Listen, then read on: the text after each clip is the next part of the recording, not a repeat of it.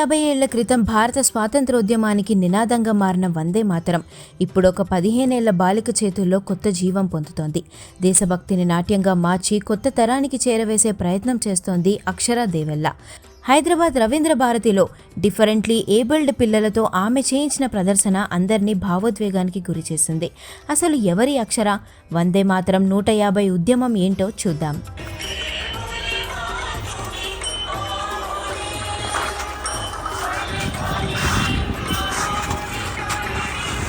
వందే మాతరం ఈ 2 పదాలు వినగానే ప్రతి భారతీయుడిలో దేశభక్తి మేల్కొంటుంది. 150 ఏళ్ల క్రితం రాసిన ఈ గీతాన్ని కొత్త తరానికి మళ్లీ పరిచయం చేయాలని ఒక బాలిక నిర్ణయించింది. ఆమె పేరే అక్షరా దేవెల్ల. 15 ఏళ్ల వయసులో చాలామంది సోషల్ మీడియా ట్రెండ్స్ను వెంబడిస్తుంటే అక్షర మాత్రం వందే మాతరంను ట్రెండ్గా కాదు, ఉద్యమంగా మార్చాలని నిర్ణయించుకుంది. అందుకే వందే మాతరం @150 పేరుతో దేశవ్యాప్తంగా ఒక సాంస్కృతిక యాత్ర మొదలుపెట్టింది.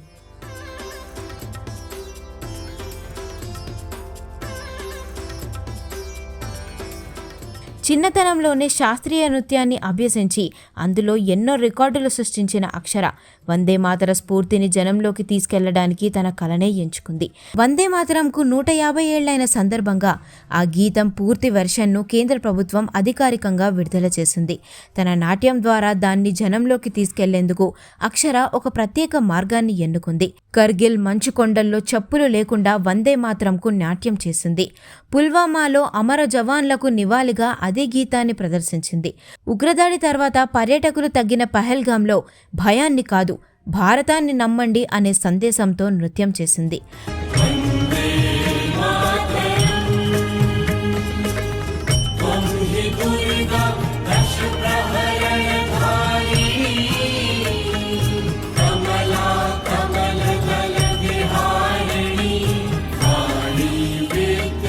ఆ గీతం పుట్టుక వెనుక చరిత్ర తెలుసుకునేందుకు పశ్చిమ బెంగాల్ వెళ్లి బంకిం చంద్ర చటర్జీ నివాసం, రవీంద్రనాథ్ ఠాకూర్ కుటుంబ గృహం, నేతాజీ సుభాష్ చంద్రబోస్ నివాసాన్ని కూడా సందర్శించింది.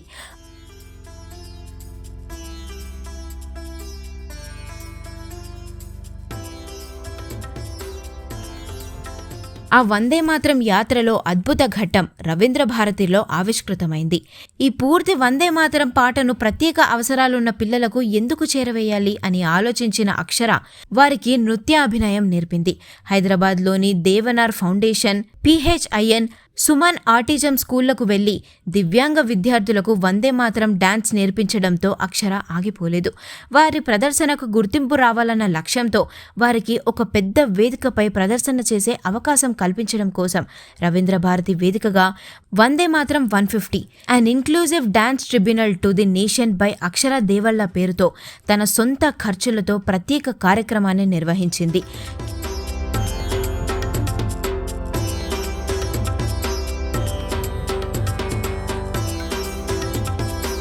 చూడడం తెలియని పిల్లలకు స్పర్శ ద్వారా, వినపడని పిల్లలకు అభినయం ద్వారా, అసలు కుదురుగా ఉండలేని ఆటిజం పిల్లలకు అత్యంత ఓపికతో వందే మాతరం గీతానికి కూచిపూడి అభినయాన్ని నేర్పించింది. వాళ్లతో మరిన్ని లోపం కేవలం శరీరానికే గాని తెలివికి కాదని, సాధారణ విద్యార్థుల కన్నా వీళ్ళు ఇంకా తెలివైన వాళ్ళని అక్షర అంటోంది. Everyone in my class, they were like, but we already know Vande Mataram. We've been learning Vande Mataram since we were kids. We've learned it by heart. We've been listening to it for a very long time. And then my music teacher was like, okay, fine, sing then. And then we started singing Vande Mataram. First stanza ayindi, second stanza ayindi, ante ayipindi, andaru aapesaru. And then my music teacher was like, what about the other 4 stanzas? And అందరు అడిగారు, 4 స్టాన్జాస్ ఏంటి, 2 ఉంటాయి వందే మాతరంలో, చిన్నప్పటి నుంచి ఇల్లే ఉన్నాయి, మేము ఇదే నేర్చుకున్నాం, మాకు ఇంకా వేరే ఏం రాదని చెప్పారు క్లాస్ అందరు. సో అప్పుడు మ్యూజిక్ టీచర్ లేదు, ఒరిజినల్ వందే మాతరంలో 6 స్టాన్జాస్ ఉన్నాయి, అవి నేను మీకు నేర్పిస్తాను అని నేర్పించారు ఆ రోజు. సో ఆ రోజు ఇంటికి వస్తున్నప్పుడు నాకు మొత్తం అన్ని చాలా డౌట్స్ ఉండేది. ఎందుకంటే ఆ రోజు నుంచి ఎక్కడ చూసినా కూడా మీటింగ్స్లో, ప్రెస్ మీటింగ్స్లో, పార్లమెంట్ అసెంబ్లీస్లో వందే మాత్రం సాంగ్ ప్లే చేసినప్పుడు ఫుల్ సాంగ్ ప్లే చేసేవాళ్ళు. ఈ 6 చరణాలు ఉండేవి. అసలు ఇప్పుడు వరకు లేని 4 చరణాలు ఎక్కడి నుంచి వచ్చినాయి, ఇన్ని రోజులు ఎందుకు లేవు అని ఆ డౌట్ నాకు వచ్చింది. అప్పుడు నేను బాగా రీసెర్చ్ చేసి గూగుల్ అన్నీ ఎతికితే అప్పుడు తెలిసింది దట్ ఈ 4 చరణాలు అనేది మనకి ఇండిపెండెన్స్ వచ్చినప్పుడు తీసేశారు ఒరిజినల్గా. But then later last year central government ఈ 4 చరణాలు ఇలా తీసేయకూడదు, మనము ఒరిజినల్ సాంగ్ని ఆనంద్ మట్లో రాసిన ఒరిజినల్ సాంగ్ని మనం తీసుకురావాలని చెప్పి ఒక మూమెంట్ స్టార్ట్ చేసి ఆ ఒరిజినల్ సాంగ్ని కంపోజ్ చేసి రిలీజ్ చేశారు లాస్ట్ ఇయర్. అండ్ ఈ ఇయర్తో వందే మాత్రం రాసి 150 ఇయర్స్ అయింది బంకించంద్ర చట్టోపాధ్యాయజీ. అందుకే ఈ ప్రోగ్రామ్ కూడా వందే మాత్రం అట్ 150 అని ఉంది. So this song is so beautiful. ఈ లిరిక్స్ ఎస్పెషలీ ఈ తీసేసిన 4 చరణాల్లో లిరిక్స్ ఎంత డీప్ మీనింగ్, ఎంత బ్యూటిఫుల్గా ఉన్నాయంటే I truly felt like every one should know this song. Because నా ఫ్రెండ్స్కి పాట తెలీదు, మా ఫ్యామిలీకి తెలియదు ఈ పాట, ఈ 4 చరణాలు ఎవరికి తెలియదు అసలు. And the lyrics are so beautiful. రిపుదల వారిని Mataram Vande Mataram. We are talking about the power, the grace of Bharat Mata, and that woman, the woman she is, the woman India was personified into. She is a warrior. She's not just a goddess, but she's a warrior, and she tells us that every single one of us is a warrior. She stands on top every single time, no matter how much people discriminate her, no matter how much people try to push her down. She fights and she comes back and stands on top again. That is what the song talks about. That is what the last 4 stanzas that were removed talk about. So ఇంత బ్యూటిఫుల్గా compose చేసిన song అందరికీ తెలియాలి. వందే మాతరం 150 వేడుకలు దేశవ్యాప్తంగా ఎన్నో జరిగాయి. కానీ ఇలా దివ్యాంగ విద్యార్థులతో వందే మాతరం నృత్యం చేయించడం మాత్రం నిజంగా సాహసం అంటూ ఈ కార్యక్రమానికి హాజరైన CBS IAS academy director Balalatha madam అన్నారు. వీళ్ళని చూస్తున్నా, అక్షర వీళ్ళకి నేర్పించిన విధానం చూస్తున్నా, నేను 2 నిమిషాలు వెళ్దామని వచ్చానండి, ఇంకెళ్ళలేకపోయి ఇక్కడే ఉండిపోతున్నాను. ఇంత అద్భుతంగా పర్ఫార్మెన్స్ చేస్తున్నారు. ఇక్కడ ఇందాక ఆటిజం చూశాను, తర్వాత రకరకాల ఛాలెంజెస్ చూస్తున్నప్పుడు విజువల్ ఛాలెంజ్ చూస్తున్నాను. వీళ్ళు నార్మల్ కిడ్స్ కన్నా కూడా చాలా ఇంటలెక్చువల్గా ఉంటారు, దాని గురించి అస్సలు డౌట్ లేదు. In fact this a special gift by God. Ignorance is always a bliss. ప్రపంచంలో చాలా క్రూయల్టీ చూడకపోతున్నా చాలా మంచి విషయాలు వీళ్ళు అద్భుతంగా నేర్చుకుంటున్నారు.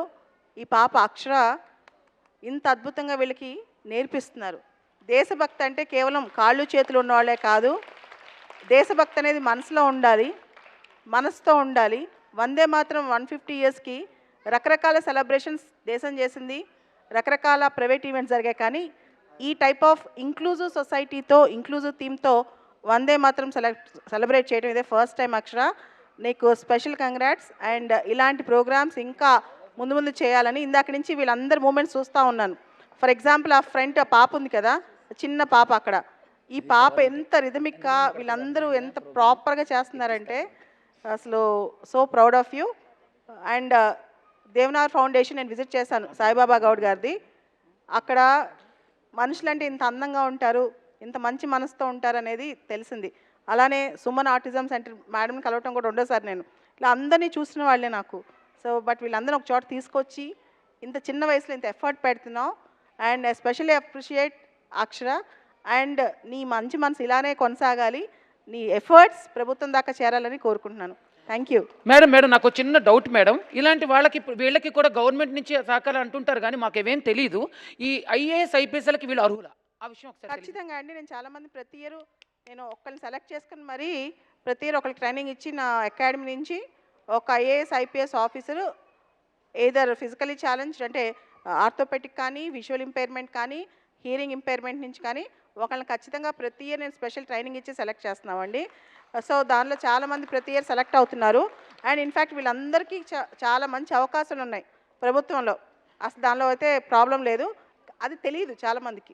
చాలామంది తెలియక అంత పెద్ద ఐఏఎస్ ఐపీఎస్లు మనం అవుతామని ఆలోచిస్తారు. కానీ in fact all these children who are sitting here they are eligible to write many competitive exams. అయితే ఇండియన్ పోలీస్ సర్వీస్ లాంటి కొన్ని సర్వీసులు ఇవ్వరు, మిగతావన్నీ ఇస్తారు. ఓకే మేడం, ఇంకోటి వీళ్ళని మీరు ట్రైన్ ఇలాంటివి చూశానంటున్నారు కదా, వాళ్ళు బాగా బాధ్యతగా మామూలు వాళ్ళకన్నా బాగా చేసింది ఎప్పుడైనా సందర్భం ఉందా? చాలా ఎఫెక్టివ్గా. ఇప్పుడు స్మరణ్ రాజ్ అని చెప్పి తను ఫిజికలీ ఛాలెంజ్ అండి, తను చాలా అద్భుతంగా పర్ఫామ్ చేస్తున్నారు. అంతెందుకండి 2014లో all India first rank Ira Singhal కూడా తను ఫిజికలీ ఛాలెంజ్డే. కానీ ఆల్ ఇండియా ఫస్ట్ ర్యాంక్ వచ్చిన అమ్మాయి, ఆల్ ఇండియా ఫస్ట్ అంటే ఆల్ గట్టిగా ఇండియా ఒకసారి ఫస్ట్ ర్యాంక్ సపోర్ట్లతో వచ్చిన అమ్మాయి కూడా చూడండి. ఛాలెంజ్ అమ్మాయి, అసలు ప్రాబ్లం లేదండి. ఇలా చాలా చాలా ఎఫెక్టివ్గా చేస్తున్న వాళ్ళు చాలామంది ఉన్నారు. కాబట్టి అసలు ఈ రోజుల్లో చాలామంది పేరెంట్స్ ఉన్నారు, ఇంత టెక్నాలజీ ఉన్న యుగంలో ఫిజికల్గా ఉండే ఛాలెంజే కాదు, వాట్ ఆల్ వి సీ ఇవన్నీ అసలు ఛాలెంజెసే కాదు. ఒక్కసారి నేను సక్సెస్ అయిన తర్వాత నాకు ఇంతవరకు నేను నడవలేనని గుర్తు రాలేదు. అంటే లైఫ్లో సమాజానికి కావాల్సింది అచీవ్మెంట్స్. మన పిల్లల చేత అది చేయించగలిగామంటే, ఇంత బాగా వీళ్ళు ఇప్పుడు పర్ఫామ్ చేస్తున్నారంటే మనకుండే కష్టం కాదు, మనది ఎటువంటి పరిస్థితుల్లో ఫెయిల్యూర్ కాదు. లాస్ట్ 20 years నుంచి బాలలత మేడం అనే వ్యక్తి సమాజం నుంచి ఏ వివక్ష ఎదుర్కోలేదు, కారణం సక్సెస్. ఫస్ట్ 20 years బాగా వివక్ష ఎదుర్కొన్నాను అనమాట.